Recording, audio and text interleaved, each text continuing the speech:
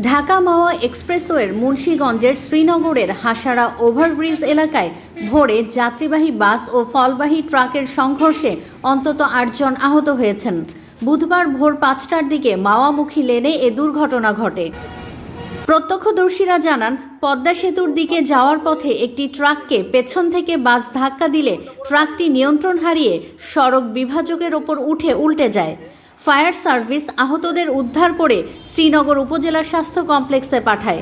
দুর্ঘটনার পর প্রায় ১ ঘন্টা যান চলাচল বন্ধ ছিল। পরে ট্রাক সরিয়ে নিয়ে যান চলাচল স্বাভাবিক করা হয়। বাস ও ট্রাকটি বর্তমানে হাইওয়ে পুলিশের হেফাজতে রয়েছে। রাস্তা মনে হয় যে চাপ দিচ্ছে, চাপ দেওয়াতে ট্রাকটা রাস্তার ওই আইল্যান্ডের উপর উঠে যায়। ট্রাকটা ২-৩টা পোল্টি খাইছে। ট্রাকের ভিতরে অনেক মালামাল ছিল, যেমন এই যে ডালি অনেক ক্ষতিগ্রস্ত। ট্রাকটা তো দুমড়ে গেছে। আমরা আইডিয়া করতেছি বাউফলেরই দোষ। হ্যাঁ, বাউফলি এটাকে চাপ দিচ্ছে। বাউফলের ড্রাইভারকে আমরা পাই নাই। বাউফল এবং ট্রাক দুইটাই আমাদের হেফাজতে আছে।